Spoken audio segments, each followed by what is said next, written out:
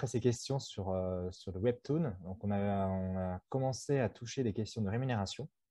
Et par rapport à la rémunération, on a beaucoup de nouveaux dispositifs qui sont apparus récemment autour du fameux Web 3.0 qu'a évoqué Vincent tout à l'heure, avec des termes aussi barbares que blockchain, Bitcoin et NFT, qui sont promus comme des pistes de financement supplémentaires pour les œuvres des artistes aujourd'hui. Alors, Vincent, je me tourne vers toi, vu que tu es celui d'entre nous qui s'y connaît le mieux dans ce domaine-là.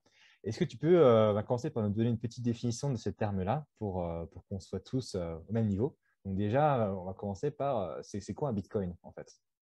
Alors un bitcoin, c'est un token, c'est-à-dire un jeton en français. C'est un jeton, c'est un actif digital qui s'échange donc sur un ordinateur, sur un réseau et qui ne, comment dire, sa valeur est calculée en fonction de l'offre et de la demande, c'est-à-dire qu'il est échangé sur des plateformes d'échange, un petit peu comme des actions, et en fonction du nombre de personnes qui veulent acheter ou du nombre de personnes qui vendent à un moment donné, le prix est calculé. Voilà. Et le Bitcoin, ce n'est pas la première des crypto-monnaies, c'est celle qui est arrivée aux oreilles de tout le monde et qui s'est diffusée à travers le monde et qui a fonctionné le mieux. C'est la première des crypto-monnaies. Aujourd'hui, il n'en existe pas une, il y en a des milliers. Il y en a tous les jours qui sortent. Peut-être des dizaines, peut-être des centaines par jour qui sortent des nouveaux tokens avec des utilités qui sont différentes, des modèles qui sont différents de celui du Bitcoin ou du réseau Bitcoin. Aujourd'hui, on fait beaucoup plus de choses avec les tokens que ce qu'on faisait avec le Bitcoin. Le Bitcoin, essentiellement, on peut juste se l'échanger. On peut juste se le transmettre d'une personne à une autre. Et ce que ça nous apporte le Bitcoin, c'est un titre de propriété dans l'espace numérique. Voilà. Donc je vous disais qu'il y avait aujourd'hui des centaines des milliers de crypto-monnaies différentes. La capitalisation marché, c'est-à-dire euh, combien coûterait en gros toutes ces crypto-monnaies si on devait ramener ça à une valeur en euros? On est autour des 2000 milliards d'euros si on comprend toutes les crypto-monnaies.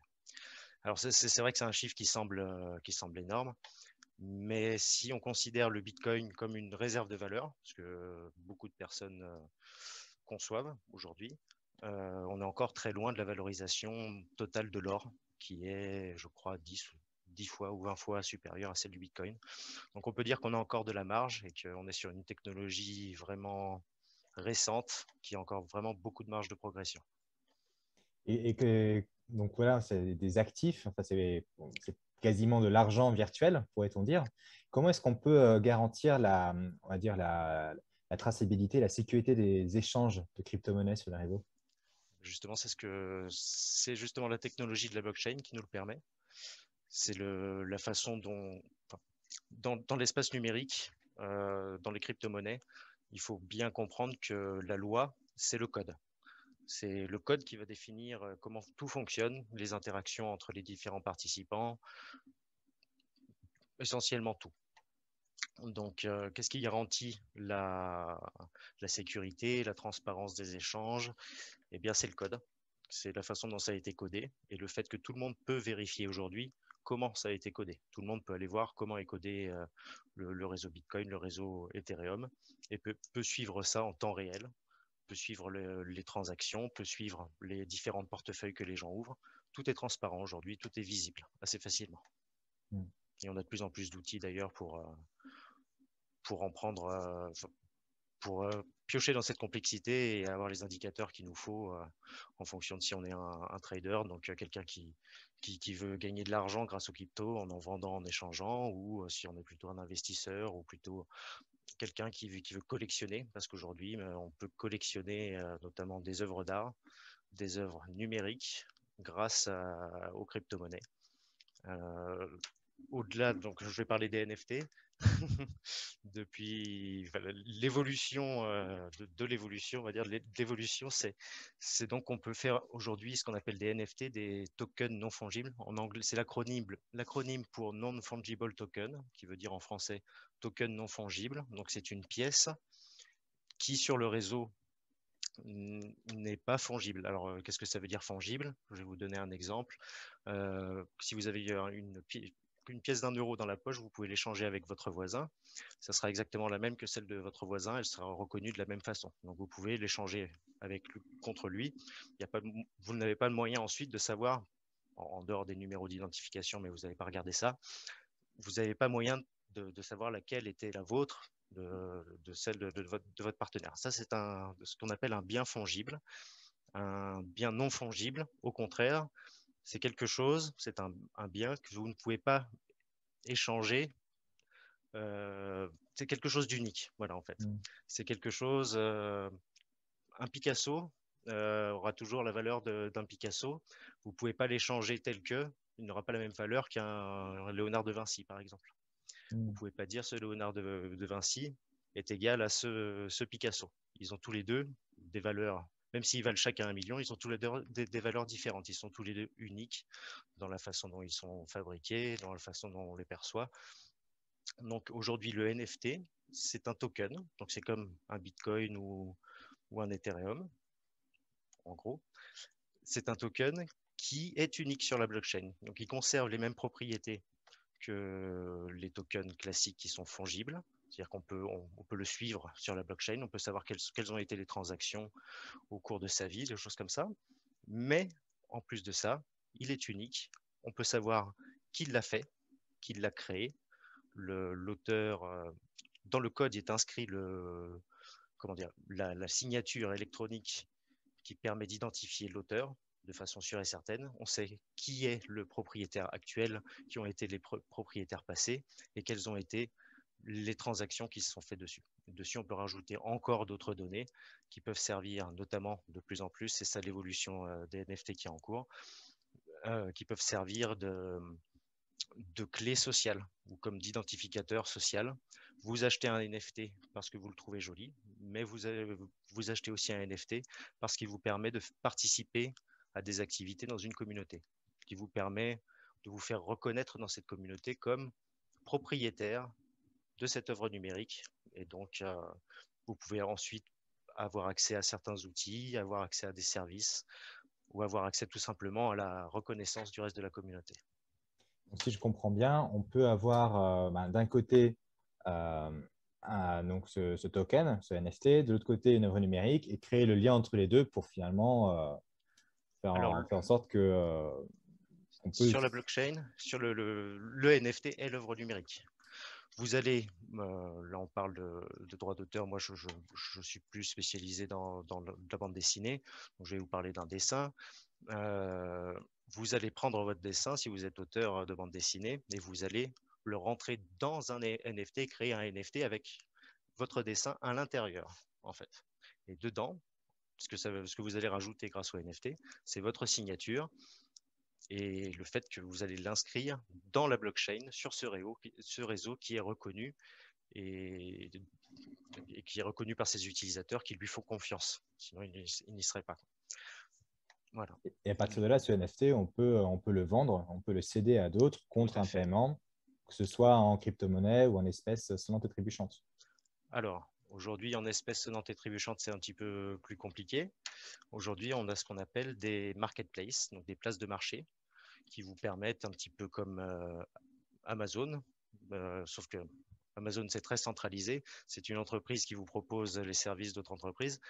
Là, vous avez des marketplaces qui sont plus décentralisés ou non, qui vous permettent d'échanger au prix que vous désirez les tokens non fongibles, les NFT que vous avez en votre possession. Donc vous pouvez en acheter, en revendre à votre guise. Et ce qui est très intéressant et l'évolution majeure qu'apporte le NFT par rapport à mon avis, aux autres œuvres numériques précédentes, c'est qu'à l'intérieur, vous pouvez incorporer dans le code l'expression des royalties, comment ça s'appelle en français, excusez-moi, parce que quand on navigue beaucoup sur Internet, dans ce genre de réseau, on finit par parler Les plus droits anglais que d'auteur. français. Les droits Les droits d'auteur. d'auteur, merci. Donc, vous pouvez incorporer en fait une gestion des droits d'auteur, savoir en fait maîtriser le niveau de rareté et comment est-ce que sont redistribués les revenus des ventes. Un NFT, vous pouvez imposer dessus, par exemple, un taux de 5% en disant à chaque fois que le propriétaire de ce NFT le revendra, je toucherai, moi, auteur, 5% à la revente, à chaque revente. C'est quelque chose qui se fait beaucoup et qui est en train de prendre parce que ça assure un revenu passif aux auteurs qui profitent du Web 3.0. Alors, ça peut même être 50% pour sortir un petit peu Oui, tout à fait. des carcans de 5%, représentation habituels oui. pour la rémunération des auteurs. Je te dis, parce que les auteurs, ils sont ouais. tellement habitués à avoir entre 0,5 et 8%. Donc, en fait, là, vous pouvez rêver. En fait. Vous pouvez aller sur une place de marché et décider de vos droits d'auteur, en fait. Vous pouvez le décider complètement. Après, ça sera à vous de trouver le juste milieu pour trouver une sorte d'accord tacite avec vos acheteurs qui n'auront peut-être pas envie d'avoir 50% de taxes en fait à la revente. Mais en fonction de l'œuvre, en fonction de l'artiste et en fonction de la communauté, tout est envisageable. Oui. Et pour qui, enfin, à qui ça s'adresse ces NFT si on se met du point de vue de l'artiste parce qu'aujourd'hui, on va dire dans l'approche que j'ai eu des NFT, dans ce que j'ai vu et lu sur les réseaux, j'ai surtout vu les NFT liés aux œuvres graphiques. Donc, Oui. par exemple, tel dessin ou telle œuvre qui a une certaine cote. Oui. Qu'est-ce qu'il en est, par exemple, pour les auteurs de l'écrit? Est-ce qu'on peut aussi vendre un manuscrit en NFT? Bien sûr. Alors, le NFT, ça peut être l'œuvre en elle-même, comme je vous ai dit tout à l'heure, on incorpore l'œuvre dans le NFT, mais il peut servir aussi de certificat à une œuvre déjà existante, à une œuvre physique. Vous avez, par exemple, je vais vous donner un exemple, une des choses que j'aimerais bien faire avec mon projet, vous allez faire signer une bande dessinée ou un livre que vous aimez bien auprès de l'auteur, dans une convention ou quelque chose.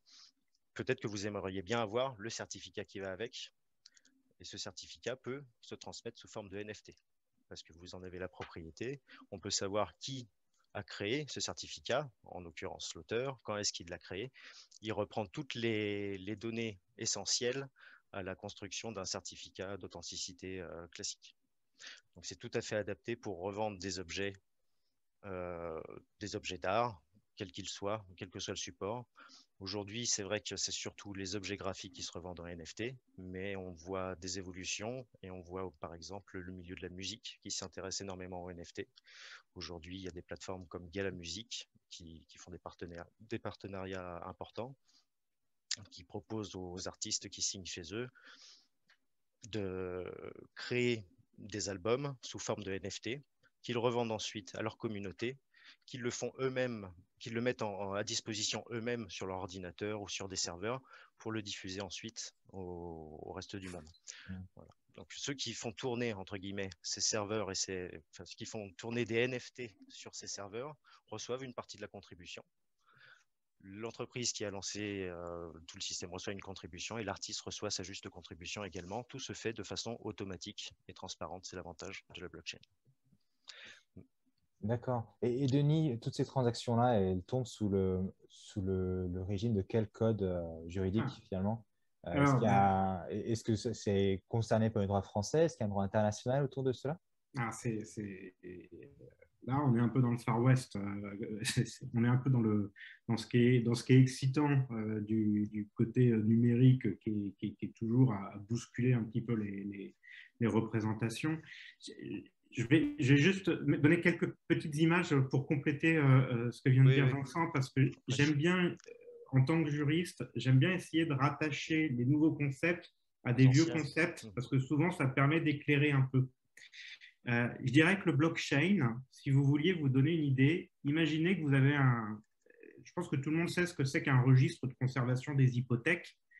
C'est un lieu poussiéreux dans un hôtel des impôts où on va une fois dans sa vie pour essayer de savoir à qui appartient tel terrain, le cadastre, le truc comme ça. Et c'est ce lieu-là qui garantit toute la collectivité de la région, de la France, du pays, que c'est bien à un tel qui est le propriétaire ou que c'est bien telle banque qui a l'hypothèque sur ce truc-là.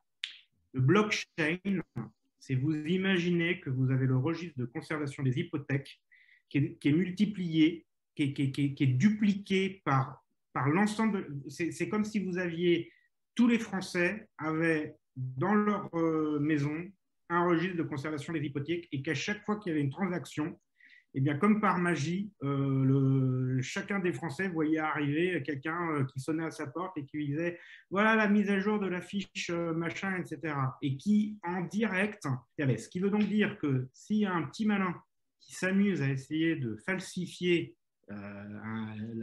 à qui appartient la maison du voisin, il vous suffit d'aller voir deux voisins à côté de chez vous et là, vous allez vous apercevoir, mais attends, c'est pas du tout la même fiche parce qu'eux, ils n'ont pas la même fiche. Donc, la blockchain, c'est ça. C'est ce que disait Vincent, c'est un code, mais en fait, c'est un code qui est une base de données. C'est une espèce de répertoire décentralisé, accessible automatiquement et qui se met à jour en l'espace de quelques minutes seulement. C'est-à-dire qu'il y a un tiers de confiance sur le réseau, mais qui fait que l'information, lorsqu'il y a une transaction, en 10 minutes, l'ensemble du réseau a l'information sur la transaction. Donc, en l'état actuel de la technologie, on dit que c'est quelque chose qui est relativement infalsifiable. Je mets un bémol, c'est qu'il y a des supercalculateurs quantiques et si ça se trouve, dans 5 ans, le marché des tokens est explosé parce qu'on a des ordinateurs quantiques qui auront fini par exploser les trucs tellement ils comptent vite et qui vont arriver à falsifier tout ça. Mais en l'état aujourd'hui, pour arriver à falsifier un token, il faudrait détenir 51% du réseau de toutes les personnes qui ont accès au registre de conservation des hypothèques, si vous reprenez un peu mon idée. Aux ordinateurs qui écriveraient les informations. C'est ça. Voilà. Il faudrait pirater 51% des ordinateurs, exactement, qui sont sur le réseau. Donc voilà, et c'est pour ça que le seul truc qui est envisagé, c'est est-ce qu'un ordinateur quantique pourrait pas. Mais pour l'instant, on n'y est pas en fait. Donc aujourd'hui, c'est quelque chose d'extraordinairement fiable. Ça, c'est le blockchain.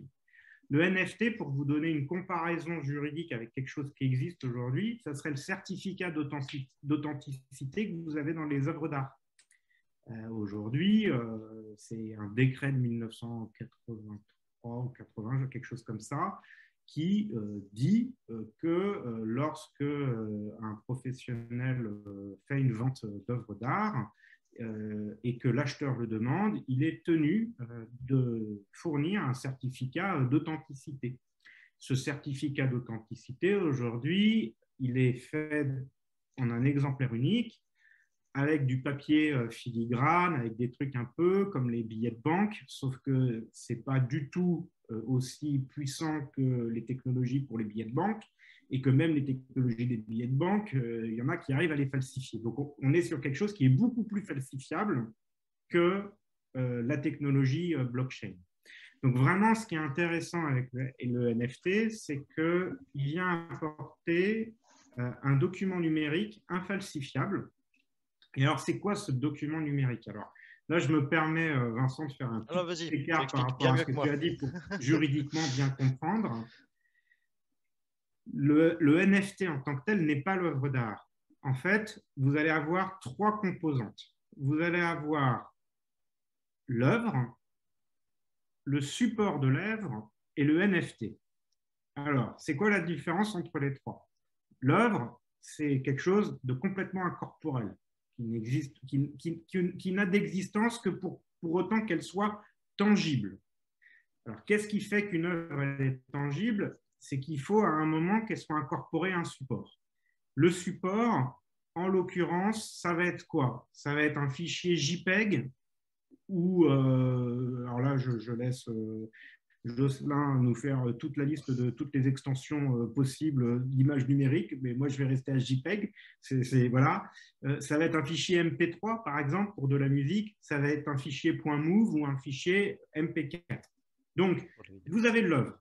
Vous avez le fichier qui incorpore l'œuvre et le NFT, c'est le code numérique qui assure l'authentification, le lien infalsifiable entre le fichier que vous avez, son intégrité et l'œuvre qui est représentée dessus. Donc le NFT, c'est comme si c'était pour reprendre ce que je vous ai expliqué, vous avez vendu une œuvre d'art en 1983, vous avez demandé au chef des ventes de vous faire un certificat d'authenticité, il vous a fait le certificat d'authenticité, vous l'avez avec vous. Et ben, le NFT, c'est le certificat d'authenticité qui prouve que c'est bien vous qui êtes propriétaire.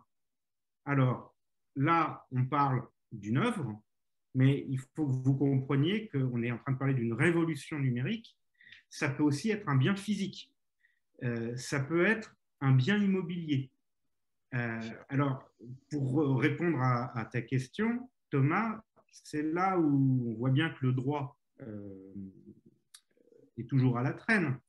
C'est qu'aujourd'hui, on pourrait parfaitement imaginer, plutôt que de passer par le registre de conservation des hypothèques, on pourrait très bien, moi je pourrais très bien aujourd'hui mettre en vente mon appartement ou ma maison ou un bien locatif et créer 100 tokens qui vaut chacun pour 1/100 de mon bien immobilier et que je pourrais attacher dessus un droit à 1/100 des revenus locatifs du bien immobilier. Et je pourrais aussi créer des tokens qui me donnent un droit d'utilisation d'une semaine en BNB dans mon bien immobilier. Je peux un peu faire ce que je veux par rapport à ça. Alors là où effectivement ça devient plus compliqué, c'est par exemple en termes de biens immobiliers. En France, je ne suis pas un expert du droit notarial, mais pour vous donner des choses très concrètes qui vous permettent de très concrètement comprendre, c'est la difficulté qu'il y a là, c'est la question de, bah oui, mais est-ce que tu peux réellement avoir cédé 1/100 d'un bien immobilier par un token? Est-ce que ça a une valeur de transfert de propriété au sens du droit notarié? Si tu meurs, est-ce que tes enfants, ils en héritent? Qu'est-ce qui se passe si tu as le locataire qui n'est pas content? Enfin bref, tout ça, aujourd'hui, ce n'est pas encore appréhendé. Mais techniquement, c'est possible et il y a des pays, de ce que j'ai compris, qui sont dans un marasme beaucoup plus compliqué que nous, parce que nous, on a des bureaux de conservation des hypothèques et c'est relativement sérieux. Il y a des pays dans lesquels tout ça est un bordel sans nom et dans lequel, pour le coup, tu es sacrément plus en confiance de récupérer un token qui te certifie que c'est bien ton terrain ou ton bien immobilier qu'un autre. Pareil, je donne des extensions pour comprendre. Vous avez entendu parler des métavers, là, le méta-univers avec Facebook. Imaginez bien que là, on est en train de parler d'acheter des espaces virtuels dans le métavers sous forme de tokens pour pouvoir après aller. Nike, par exemple, va acheter un token qui représente un espace sur lequel ils vont mettre leur boutique en ligne et quand on sera tous avec nos casques virtuels et nos lunettes virtuelles, on ira acheter nos chaussures dans la boutique Nike virtuelle dont Nike aura un certificat de propriété et d'authenticité via NFT qui fait que si vous arrivez, vous ne pouvez pas prendre cet espace-là. Voilà. Et donc, pour les œuvres, ben, c'est exactement la même chose, c'est-à-dire que vous allez acheter ça. Alors, aujourd'hui, moi, j'ai le sentiment, mais c'est là où Vincent va me contredire ou pas, moi, j'ai le sentiment que ça intéresse essentiellement un public de collectionneurs. C'est-à-dire qu'on est quand même en train de parler de la volonté de détenir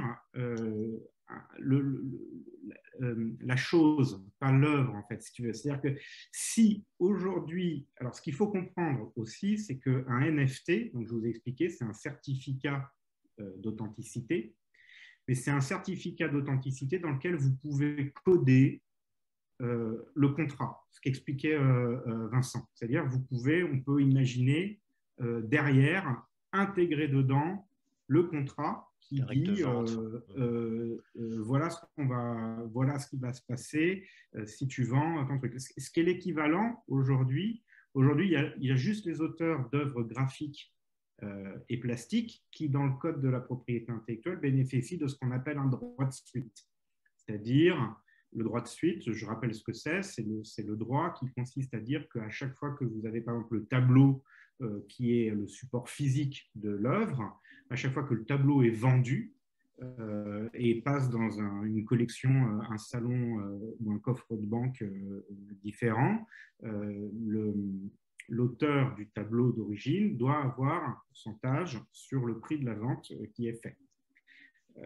Avec les tokens, avec les NFT, potentiellement, le droit de suite devient accessible à tout auteur. Il n'y a plus besoin d'avoir la reconnaissance, puisque l'auteur qui va encoder le premier son NFT, c'est lui qui va faire l'authenticité de ce truc-là. Donc pour lui, il va définir l'usage qu'il veut rendre possible pour l'acheteur. S'il définit rien, alors on va être dans le droit commun applicable. Donc là, on va être sur le droit français, le droit commun applicable, c'est-à-dire de dire, c'est pas parce que j'ai acheté la chose que j'ai les droits. Et on a eu là des cas, si vous avez suivi sur Facebook ou sur les réseaux sociaux, là, il y a eu des cas à mourir de rire, je les ai plus en tête, là, mais de gens qui ont acheté pour 3 millions de dollars le NFT d'un film ou d'un œuvre ou d'un truc comme ça. Et ils sont allés voir un avocat après qui leur a expliqué, mais vous n'avez strictement aucun droit dessus. Et eux, ils étaient absolument persuadés qu'ils pouvaient faire un dessin animé, céder les droits d'adaptation en film. Ouais, c'est Dune. C'était quoi Ah oui, c'était voilà, c'est ça. Le projet abandonné. Ouais. Donc voilà, donc là, alors en revanche, par contre, on aurait parfaitement pu imaginer que l'auteur original fasse le certificat et précise la possibilité que l'acheteur peut avoir les droits d'adaptation audiovisuelle. C'est quelque chose qui est techniquement possible, qu'il autorise de faire une carte postale, de la vendre en 1000 exemplaires. En fait, on retrouve toute la créativité possible du code de la propriété intellectuelle, avec tout un business qui va se créer dans les années qui viennent, qui est le business des smart contracts, c'est-à-dire les contrats intelligents. Et les contrats intelligents, sont en fait, c'est la traduction en code informatique des contrats qu'on connaît aujourd'hui. C'est un sujet qui est extrêmement compliqué parce que on est justement en train de créer des nouveaux métiers qui sont des métiers de juristes codeurs. Et le problème, c'est qu'on est en train de parler de vrai argent potentiel et on est sur un sujet où déjà qu'un juriste prend des responsabilités énormes quand il met en place un contrat, parce qu'il engage sa responsabilité vis-à-vis de son client par rapport au contrat. Là, il va engager son client non seulement sur le contrat, mais sur la traduction en code du contrat qui doit fonctionner de manière optimale et qu'on peut être sûr que vu le marché numérique, on va avoir tout un tas de petits malins, de hackers et de trucs comme ça dont c'est un jeu, tout le monde sait que c'est un jeu sur Internet, de systématiquement trouver la faille. Donc voilà, donc il va y avoir besoin là d'avoir ça. Mais l'imagination va être sans faille. J'ai vu là par exemple qu'en matière de films de cinéma, on a la possibilité, le producteur pourrait parfaitement, imaginez, vu que le producteur est considéré comme le titulaire des droits sur le support de l'œuvre, de par la loi, le producteur pourrait parfaitement décider de créer un certain nombre de jetons et de faire un appel public en disant, voilà, moi je vends 100 000 jetons à, je dis n'importe quoi, 10 € chacun ou quoi que ce soit, ou 100 € chacun, pour pouvoir financer mon film. Donc, ça aussi, on est sur quelque chose qui est possible. Ça peut être aussi, voilà, ça peut être ce que tu disais, Thomas. Alors, l'auteur d'un manuscrit, il peut parfaitement se dire le manuscrit original, c'est celui-ci. Je le signe de ma main, je le certifie de ma main comme étant manuscrit original, je le numérise, je le digitalise, je fais mon NFT par rapport à ça. Et tu as des collectionneurs qui vont estimer que ça a une valeur. D'accord, ouais, c'est dingue parce que j'ai l'impression que cette innovation-là, Du coup, elle bouleverse à la fois les possibilités côté auteur et j'imagine aussi éditeur, parce que je vois très bien la possibilité pour des éditeurs de, euh, de créer des œuvres qui sont uniquement digitales ou de vendre, par exemple, enfin, au lieu de tirer un bouquin à 1000 exemplaires, ils pourraient tirer une œuvre numérique avec 1000 NFT. Où du coup, seulement ceux qui ont ces NFT, ils peuvent affirmer enfin, posséder cette œuvre-là. Et, Oui, un premier tirage. On pourrait pour un premier retrouver tirage, ouais. exactement quelque chose qu'on a perdu. C'est une très bonne application possible, ça. Tu viens de donner sûrement des idées à tous les éditeurs qui vont nous regarder. Bon, faut qu'on soit les premiers sur le coup alors. Mais non, mais c'est vrai qu'effectivement, on a perdu un peu cette notion de valorisation que peuvent avoir certains collectionneurs de BD en mode moi j'ai tel exemplaire de telle édition de Astérix, de Lucky Luke ou de je ne sais quoi qui a une valeur absolument incroyable. On peut parfaitement imaginer l'éditeur qui sort 1000 NFT qui correspondent à 1000 manuscrits avec interdiction absolue d'en faire une copie ou une reproduction pour quiconque, c'est-à-dire que la seule valeur que tu as, c'est les 1000 NFT qui ont été faits. Et une fois qu'ils ont été vendus, ces NFT, l'éditeur peut interdire la revente, il peut autoriser la revente, il peut, en fait, tu définis complètement ce que tu peux faire au début. Mais tu peux autoriser la revente en disant, bah oui, mais ça, c'est une première édition, donc moi, en tant qu'éditeur, je veux récupérer tant de pourcents. Et donc, ça sera à l'auteur de négocier dans son contrat et de veiller à ce que l'éditeur ne lui prenne pas. Alors, ça peut être aussi une bagarre pour savoir si ça ne peut pas être plus intéressant, vu que beaucoup d'auteurs ne sont pas tellement payés pour leur travail d'écriture. Ça peut être intéressant à un moment de se dire, bah, franchement, peut-être que vous faites votre premier manuscrit, vous le tokenisez vous-même, et puis vous allez voir un éditeur après. Et au moins, tu as l'assurance que ton token, tu l'as généré pour toi et que ta première édition, à la limite, c'est toi qui l'as fait. Donc, voilà, voilà, là, Il y a un champ de possibles énorme. Ouais. Ah ouais, il y a un champ de possibles qui est incroyable. Je voulais donner un petit exemple par rapport à ce que tu disais tout à l'heure sur la division des œuvres.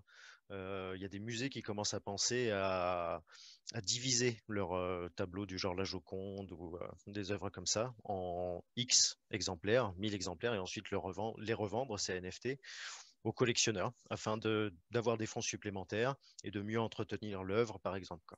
Donc ensuite, bien sûr, c'est pas parce que vous avez 1 millième de la Joconde en NFT que vous allez pouvoir la prendre chez vous. Mais par contre, vous allez pouvoir revendre ce millième de Joconde en NFT à quelqu'un d'autre qui sera intéressé. Voilà, je voulais juste apporter un exemple comme celui-ci. Et ça fait penser à quelque chose par rapport, on va dire plutôt côté des auteurs auto-édités et autodiffusés. Est-ce que, si on réfléchit dans quelques années, si les plateformes d'échange de NFT viennent à grossir, ça pourrait créer un marché qui serait parallèle, voire concurrent à celui d'Amazon, par exemple, où au lieu de faire une version numérique de son manuscrit qui serait vendu directement sur Kindle par Amazon, on pourrait émettre un certain nombre de tokens, intégrer l'œuvre numérique dans le token et vendre ça sur une plateforme d'échange de tokens payés en crypto-monnaie. Est-ce que ce serait de l'ordre du possible? Alors oui, hein, je pense. Je pense que concurrencer Amazon, bien sûr que ça va leur faire du tort. Disons que ça dépend comment c'est utilisé. Si les auteurs sont capables de prendre les outils en main et de se les approprier, ils pourront faire énormément de choses. Le champ des possibles est quasiment infini. Mais par contre, s'ils se laissent, entre guillemets, j'ai entendu tout à l'heure le terme infantilisé, c'est Jocelyn qui disait ça. S'ils se laissent en fait prendre par la main et guider dans des chemins qui en fait, au bout du compte, ne leur correspondent pas, on va se retrouver avec des systèmes du genre Amazon aujourd'hui dans le web 2.0, avec des gros monopoles qui dictent leurs lois. Aujourd'hui, la chance qu'on a avec la crypto-monnaie, ou que les auteurs ont, c'est qu'ils peuvent écrire leurs lois eux-mêmes, se rassembler, le faire tout seul, le faire avec leur communauté. C'est eux qui décident. Ils le décident entre eux, ils le codent et ils voient si ça fonctionne. Ils ont un espace de liberté qu'on n'avait jamais eu auparavant, je pense. Et ils peuvent mettre les intermédiaires de côté, au moins sur cet espace-là. Et je voudrais reprendre aussi ce que tu disais tout à l'heure, Denis, sur le métaverse. Souvent, le métaverse, c'est normal, on le voit comme un casque sur la tête dans lequel on se balade dans un autre monde. C'est ça sans être ça. Je pense que c'est plutôt une fusion de l'univers qu'on connaît, l'univers physique dans lequel nous vivons, et d'un autre univers numérique. C'est rajouter des données, des métadonnées à l'univers qu'on a déjà existant. Donc quand tu me poses la question, est-ce que ça va venir concurrencer les marchés existants? Oui et non. Moi, je pense que ça va rajouter une couche. Comme Jocelyn disait tout à l'heure, le webtoon n'est pas venu tuer la bande dessinée. Au contraire, ça apporte des nouvelles possibilités. Mais je pense que le NFT, c'est tout à fait la même chose. On peut valoriser des choses qui sont aujourd'hui pas valorisées ou mal valorisées. Et les auteurs peuvent retrouver une liberté qu'ils ont perdue, je pense, sur les marchés traditionnels. Et d'ailleurs, Jocelyn, côté auteur webtoon, est-ce que toi, tu vois parmi tes collègues dans les différents studios une appropriation de ces questions de blockchain, de crypto-monnaie ou de NFT? Alors, en France, il n'y a pas de studio à ma connaissance. On est tous encore des auteurs, chacun chez soi. Les studios en existent aux États-Unis, en Corée et en Asie. Certains très, très connus en Asie. Et donc, du coup, fonctionnent comme des studios de production d'animation. Pour ce qui est de ces questions-là, enfin, l'essentiel des sujets est plutôt à comment je vais tenir mes deadlines, parce que en fait, tu es la tête dans le guidon. Si par exemple, c'est un auteur qui fait tout seul l'histoire, le dessin, la couleur, un épisode par semaine, ça veut dire tu dors presque jamais, quoi. Sinon, le travail est divisé, donc il faut quand même l'organiser. Donc ça demande quand même. Enfin, tu n'as pas beaucoup d'espace de cerveau disponible pour approcher ces questions, mais après, oui, certainement. Je n'ai pas eu l'occasion d'échanger beaucoup sur ces questions-là, en toute franchise. Moi, j'ai juste observé, je crois que je vous avais partagé le lien. Il y a une plateforme japonaise qui étudie ces questions. Je vous avais envoyé ce lien par mail. Je ne sais pas où ils en sont. C'était une start-up il y a 2 ou 3 ans. Je ne sais pas si c'est toujours présent. Il y a eu en janvier 2 NFT qui ont été créés sur la base d'une série très populaire, Solo Leveling. Je ne sais pas si ça a vraiment fonctionné. Si j'ai bien compris la dynamique des NFT, il y a tout l'aspect collection qui est très important. Et c'est ce qui va créer l'engouement, l'impression de peut-être cet aspect un peu collection d'une communauté de fans qui va collectionner, échanger un peu comme dans la cour de récré, on échangeait nos autocollants Panini, tu vois. C'est pareil en Il y a- démultiplié. Ouais. Voilà, c'est ça. Mais l'émotion de base, l'envie, ou la collection de billes, il y a ce côté-là, quoi. Comme disait Denis, voilà, c'est vraiment un monde qui, au départ, s'adresse aux collectionneurs. Et donc, je pense que ça pourrait venir sur un modèle, par exemple, pourquoi pas une saison de webtoon sur un an, sur 48 semaines, il y a 48 épisodes, et une scène clé de chaque épisode est monétisée en NFT. Ça permet de mieux rémunérer les auteurs, par exemple. Ça serait une idée plutôt pas mal. Je pense que on peut avoir beaucoup, excuse-moi de te couper, ouais, on peut trouver des idées pour avoir des compléments, je pense, Ouais, de salaire. Je pense pas qu'il faut réfléchir le NFT comme un nouveau travail ou une nouvelle façon de travailler, mais comme un complément. Je pense que ça s'allierait très bien ouais. avec votre métier. Par exemple, enfin je crois pas encore la bande dessinée. Je sais que les dessinateurs de bande dessinée ont des planches chez eux qu'ils ne revendent pas la plupart du temps ou qu'ils le revendent mal. Le NFT pourrait être un moyen de certifier ces œuvres et d'accéder, de les revendre, de les échanger avec leurs membres les plus proches ou avec leur communauté facilement et de gagner de l'argent en fait avec quelque chose qu'ils ont déjà. Pas se rajouter du travail, essayer d'utiliser C'est ça. ces nouveaux supports, ces nouveaux outils pour justement s'enlever du travail et valoriser mieux son travail, quoi. Pardon. Excuse-moi. Non, mais tu as très bien résumé l'idée. Ouais. Enfin, je suis plutôt d'accord avec ça. Il y a un collectif qui a fait un gros buzz sur YouTube. Je vous encourage à le voir, parce que vous tapez Banksy et Burn, ou Burn Banksy. C'est le billet. Un collectif d'internautes qui ont pris une œuvre de Banksy, qui l'ont brûlée en direct, donc ils l'ont détruit, brûlé en direct, en même temps qu'ils l'encodaient en NFT, pour dire, eh bien, là, ce que vous venez de voir, c'est on vient de transférer la valeur de ce Banksy qui était de l'ordre de, je ne sais plus, ça devait être 300 000 € ou un truc comme ça. Donc, ils ont brûlé une œuvre qui valait 300 000 € en disant, bah, aujourd'hui, voilà, cette œuvre de 300 000 €, c'est sur ce NFT que c'est fait. Alors, le problème qu'ils ont, c'est que, bon, ça, je mets des nuances, hein, c'est-à-dire que Banksy, vous savez que c'est ce street artiste dont personne ne connaît l'identité. Donc évidemment qu'ils ne lui ont certainement pas demandé l'autorisation de brûler son œuvre. Ils ont donc nécessairement atteint son droit moral à l'intégrité de l'œuvre, et que donc tout ce qu'ils ont fait est complètement illégal et ne vaut que parce que Banksy décide de ne pas appliquer le droit de la propriété intellectuelle pour préserver le caractère anonyme de sa personne. Mais si c'était Banksy lui-même qui avait fait le truc, il aurait pu le faire de manière complètement légale. Bon, voilà, donc cette histoire-là est quand même elle est assez marrante, parce que en tout cas, c'est extrêmement évocateur.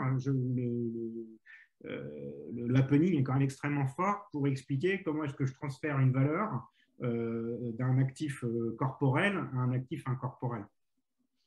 Tout à l'heure, tu parlais de diviser l'œuvre, le support, le NFT. Créer des NFT, ça laisse aussi un nouveau champ de possibles avec ce support. Comment dire, dans la façon dont les artistes envisagent la création du NFT, de leur œuvre. C'est-à-dire, pour un dessinateur, avant, s'il devait faire une série de 100 dessins, il faisait 100 dessins. Aujourd'hui, par exemple, il peut en faire de façon aléatoire. Il peut dessiner plusieurs thèmes et les arranger de façon automatisée. Et ça, c'est une forme d'art aussi. C'est une nouvelle forme de création. Donc, le NFT peut apporter, comme Jocelyn le disait, on peut prendre une œuvre en vidéo et la regarder se faire brûler, en créer un NFT. C'est une nouvelle forme d'arme que permet le NFT et qui n'était pas possible avant.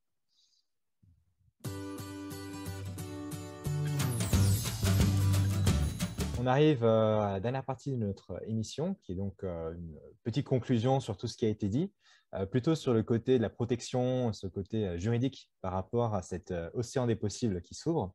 On a évoqué tout à l'heure le terme de Far West numérique. Donc là, la question, c'est comment est-ce que dans ce Far West numérique, on peut survivre quand on est un jeune pied tendre, sans colt, sans cheval et surtout sans chapeau Stetson stylé. Donc, je peux peut-être commencer par poser la question à Denis. Par rapport à ces NFT, on a vu que la légalité ou la véritable tangibilité de la propriété d'une œuvre, ça dépend surtout de l'origine du NFT. Si c'est l'auteur en lui-même ou propriétaire de l'œuvre qui a créé un NFT, il peut en faire ce qu'il veut. Mais qu'est-ce qui se passe dans le cas où on a un auteur qui a créé des œuvres numériques, qui n'est pas du tout au fait des NFT, qui ne veut pas qu'on en fasse, et où il y a un petit malin qui vient copier son œuvre, l'enregistrer sur son disque dur, faire un NFT avec, et du coup ensuite se faire des revenus. Qu'est-ce qu'on peut faire pour empêcher ça? Oui, alors on dispose de tout l'arsenal juridique qui permet de vraiment emmerder le monde si on est victime de ça. Alors, évidemment, c'est toujours le problème, c'est-à-dire qu'il va falloir prendre un avocat pour arriver à faire respecter ses droits, mais l'auteur n'aura aucune difficulté à faire respecter ses droits. Et c'est-à-dire que ce que j'expliquais tout à l'heure sur le NFT, c'est le certificat d'authenticité, mais il est évident que si le certificat d'authenticité, quand vous le regardez, il n'y a pas de traçabilité qui permet de remonter à autre chose que Paulette Bréchemier qui a fait l'encodage depuis son domicile d'une œuvre de Zhao Wuki, par exemple. Il y a un moment où effectivement, c'est à vous, en tant qu'acheteur du NFT, de demander à regarder le certificat d'authenticité pour savoir si ça remonte à Zaouki. Et si ça ne remonte pas à Zaouki, il y a un moment, il faut que vous demandiez le contrat par lequel elle a été autorisée à encoder en NFT, numériser l'œuvre et vous la vendre en tant que telle.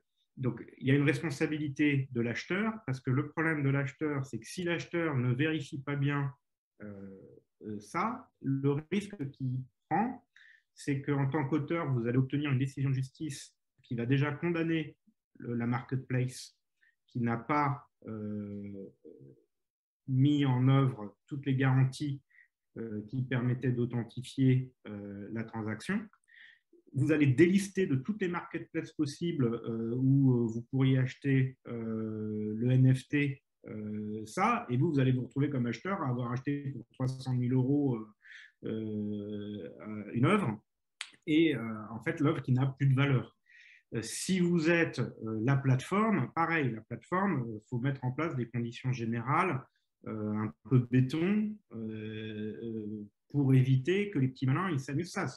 C'est à vous d'exiger dans vos conditions générales le fait que vous garantissez bien être titulaire du droit de la personne que vous faites ou pas quoi que ce soit.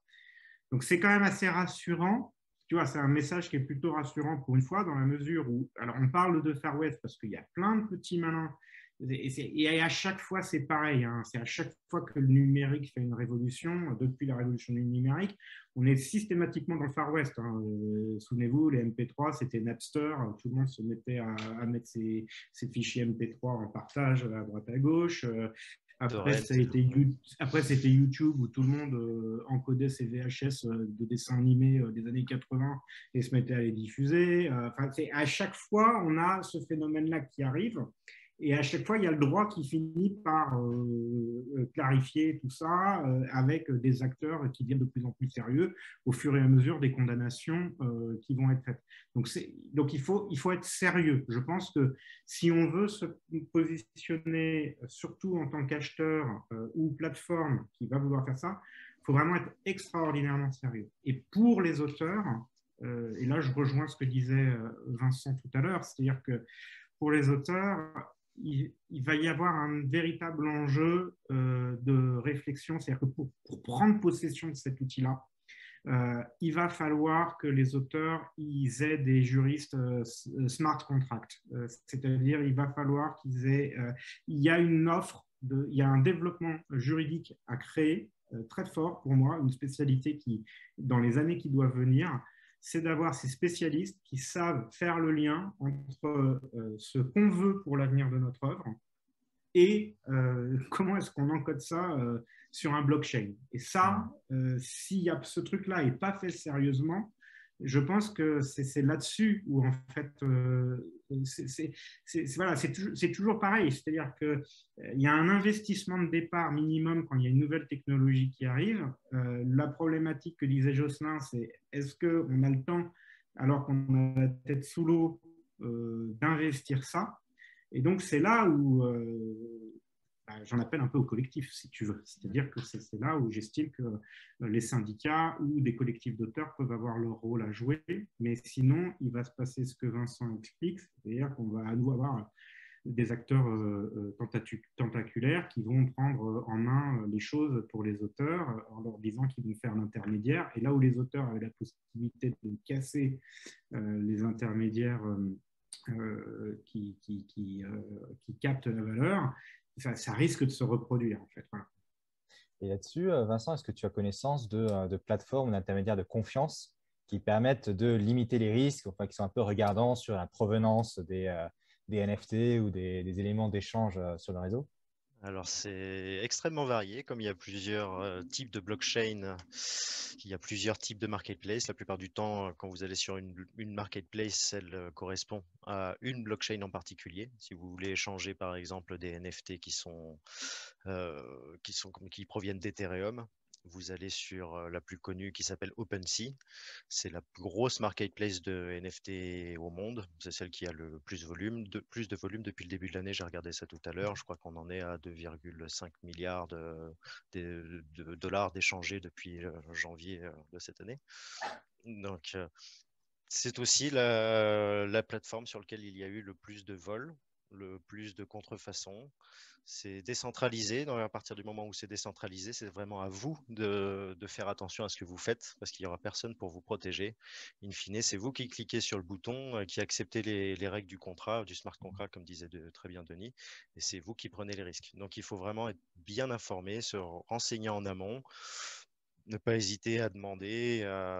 Et puis surtout, la clé que je donne et qu'on vous donnera, et si on vous dit le contraire, surtout ne le suivez pas, c'est garder vos clés d'accès. Gardez bien par devers vous vos mots de passe, ne les diffusez jamais, faites-y très attention parce qu'à partir du moment où vous perdez tout. Voilà. Aujourd'hui, avoir un portefeuille dans la crypto, c'est essentiellement avoir une douzaine de mots clés ou 24 mots-clés qui vous permettent de l'ouvrir. Et si vous les donnez à quelqu'un d'autre, cette autre personne est propriétaire de votre portefeuille. Voilà. Donc, il y a énormément de conseils et de règles à respecter.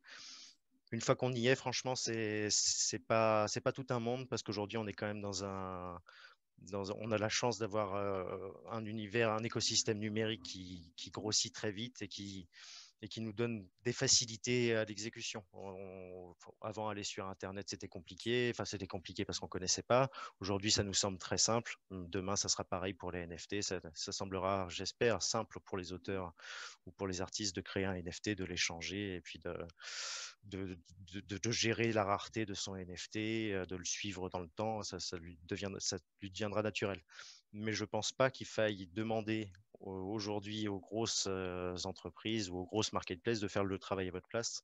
Je pense que c'est aux différents corps de métier d'artistes de se regrouper pour définir quels sont leurs besoins et ensemble demander à des gens compétents, les payer et puis créer ce dont ils ont besoin aujourd'hui pour se défendre sur cet espace.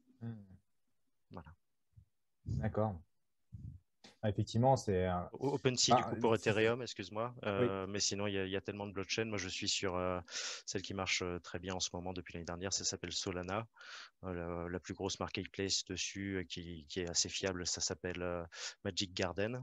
Souvent des noms américains. Donc, c'est vrai que ça serait bien de créer quelque chose aussi en France, qu'on ait un petit peu de français autour de ces marketplaces, surtout qu'on a des artistes talentueux. Ça serait dommage de tout le temps attendre que les anglo-saxons fassent les choses pour nous, quoi.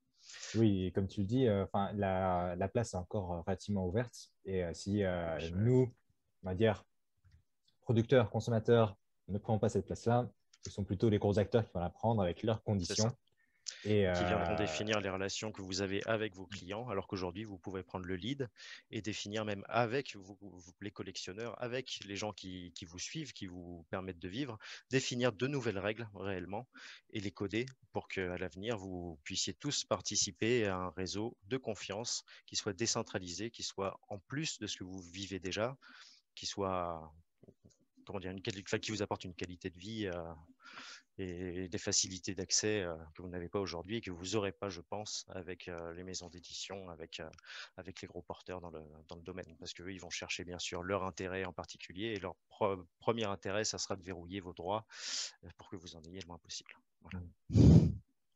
Mon avis personnel sur la question. Et Jocelyn, on va dire dans les grandes plaines du webtoon, quelles recommandations tu donnerais à des jeunes auteurs qui souhaiteraient ou qui envisageraient se lancer dans le webtoon pour commencer sereinement et pour ne pas se faire avaler tout cru par les gros acteurs qui vaillent au grain? Disons que c'est la meilleure des recommandations, c'est déjà de bien comprendre la manière de travailler complètement différente. Quand on vient de la bande dessinée, ça n'a vraiment rien à voir. Aussi bien dans la manière d'écrire, de découper le récit, de dessiner. Il faut bien intégrer toutes ces façons de faire, sans quoi ça devient intenable, les délais sont intenables. Et malheureusement, j'ai pu observer beaucoup de collègues faire des burn-out, notamment moi sur ma série, le dessinateur qui m'accompagnait sur la saison 1, comme il faisait d'autres travaux en parallèle, à un moment donné, ça a été trop pour lui, donc il a pris une grosse pause. Et donc sur la saison 2, je travaille avec plusieurs artistes qui ne sont pas du coup les créateurs de la série, mais qui ont accepté enfin voilà, qui ont rejoint le projet de manière enthousiaste, parce que aussi, ce qui est excitant, c'est la narration et enfin, voilà, le plaisir de raconter une histoire et de ne pas attendre 3 à 5 ans avant que ton idée d'histoire puisse éventuellement exister dans un bouquin qu'on va oublier au bout d'une semaine parce que toutes les semaines, il y a 500 nouveautés dans les librairies. Pour prendre l'exemple enfin, le parallèle entre le monde de l'édition papier et ce monde-là. Donc voilà, il faut bien comprendre ce qu'on vient chercher dans. Enfin, les avantages, ils sont là. C'est plus l'expérience en tant qu'auteur, de partage de nos histoires, de nos univers. Après, la difficulté, c'est qu'on a affaire à des sociétés. Enfin, les éditeurs français sont des nains à côté, hein, faut pas se leurrer, et c'est des sociétés tentaculaires, donc on a très peu de possibilités de négocier quoi que ce soit. Voilà, faut arriver à trouver son équilibre dedans. C'est pas, certaines personnes le peuvent, d'autres moins. C'est pas évident. Et en mot de la fin, j'ai posé la même question à Denis et à Vincent. Du coup, quelles recommandations vous feriez aux auteurs par rapport à la gestion de leurs œuvres ou de leurs droits sur un support numérique? Je vais commencer par Denis. Ce que je dis à chaque fois, le collectif, c'est militer pour avoir des syndicats forts avec des experts qui vous aident. Ne faites pas confiance aux intermédiaires et défendez vos droits. C'est ce qu'on a expliqué tout à l'heure, c'est-à-dire que beaucoup d'auteurs, ce que je dis est un vrai paradoxe dont j'ai parfaitement conscience, c'est-à-dire qu'on embrasse la carrière d'auteur parce qu'on est mu par une individualité forte qui a besoin de s'exprimer à travers son œuvre, à travers le monde, et qui est un peu antinomique justement avec le rapport au collectif. C'est souvent une question de questionnement, et pourtant, et avec le fait que quand ça marche pour vous, c'est formidable parce que ça vous donne des clés pour négocier ou des choses comme ça. Enfin, moi, ce que je vois de l'extérieur, c'est que la clé que vous pouvez avoir en termes de négociation en étant un individu, même qui a du succès, n'est absolument rien comparé à celle qu'on peut avoir si on a un collectif qui est fort et qui est puissant. Et ce que je vous expliquais, c'est qu'aujourd'hui, sur les négociations qui existent depuis 2014 avec le SNE, le CPE, aujourd'hui, la question du partage de la valeur n'est toujours pas commencé de discuter. Et il n'y a toujours pas de chiffres clairs qui existent par rapport à ça. Donc, en fait, ma première, vraiment, si j'ai un truc à faire, c'est mobilisez-vous collectivement autour de syndicats forts, rendez-les forts, parce que si vous n'avez pas accès à la data et si les syndicats n'ont pas la puissance de feu nécessaire pour contraindre à avoir accès à la data, en fait, on joue à la binette dans la négociation, c'est tout. Parfait. Et effectivement, c'est des messages qui sont très forts et je pense que là, nos discussions d'aujourd'hui vont avoir beaucoup de suites, notamment au sein des travaux qu'on peut porter dans la Ligue des auteurs professionnels. Donc, c'est assez enthousiasmant aussi sur ce point de vue-là. Le futur est devant nous maintenant. C'est à nous de nous mobiliser pour mettre les garde-fous nécessaires et puis alerter aussi la puissance publique quand il y a des dérives. Et du coup, Vincent, je vais te laisser le mot de la fin pour conclure. Le mot de la fin, donc, je reprends juste une petite chose. Tout à l'heure, on disait que les NFT, enfin, je reprends encore les NFT, correspondaient aux collectionneurs. Enfin, ça attirait plus les collectionneurs, mais je pense que les artistes également, tout autant, pourront en tirer des avantages. Donc, je pense que ça concerne vraiment les artistes et les collectionneurs. Et je pense qu'ils ont tout intérêt, ces deux catégories d'acteurs, de se réunir pour trouver des façons de communiquer, d'échanger entre elles pour que l'avenir des deux soit meilleur. Donc moi, je reprends totalement ce qu'a dit Denis et Jocelyn. Je pense qu'il faut que vous vous regroupiez, que vous puissiez apporter de la confiance à vos collectionneurs, que vous gardiez en main vos outils, parce que vos outils, c'est vos armes, entre guillemets, c'est ce qui vous permet de travailler et de survivre. Et si vous ne les maîtrisez pas, personne ne va le faire pour vous. Et si vous n'êtes pas présent dans l'espace numérique, ça n'empêchera pas les vols de vos œuvres, par exemple. C'est juste un manque à gagner pour moi. C'est se couper d'une partie non négligeable, une source de revenus non négligeable. Aujourd'hui, je pense qu'il faut vraiment que vous regroupiez. Moi, j'ai un projet qui s'appelle Elros NFT. J'espère qu'on pourra partager mon adresse mail parce que je fais ces appels à tous les artistes qui voudraient bien m'envoyer un petit mot parce que j'aimerais lancer cette dynamique afin que vous puissiez vous organiser entre vous, créer les premiers outils, montrer par l'exemple que c'est possible d'avoir des revenus complémentaires, d'avoir de nouvelles libertés artistiques et monétaires dans ce marché. Voilà. Donc n'hésitez pas à me contacter, j'ai pas mal d'idées. Parfait. Eh ben, on pensera à partager ton contact dans la description de cette vidéo. Et ben, c'est à mon tour de tous vous remercier pour ce temps qu'on a passé ensemble. On s'était dit 1 heure au départ, finalement, ça a été le double. Donc, et on n'a fait qu'effleurer le sujet, tellement il est vaste. Mais je suis sûr qu'on aura l'occasion d'en reparler, peut-être dans l'avenir faire une deuxième émission dédiée au numérique, qui a encore beaucoup de choses à creuser. Et dans tous les cas, beaucoup de travaux, d'études et de mobilisation syndicale à faire d'ici là. Et bah, je vous souhaite à tous une excellente fin de journée et à très bientôt sur un prochain vidéo live de la Ligue. Merci.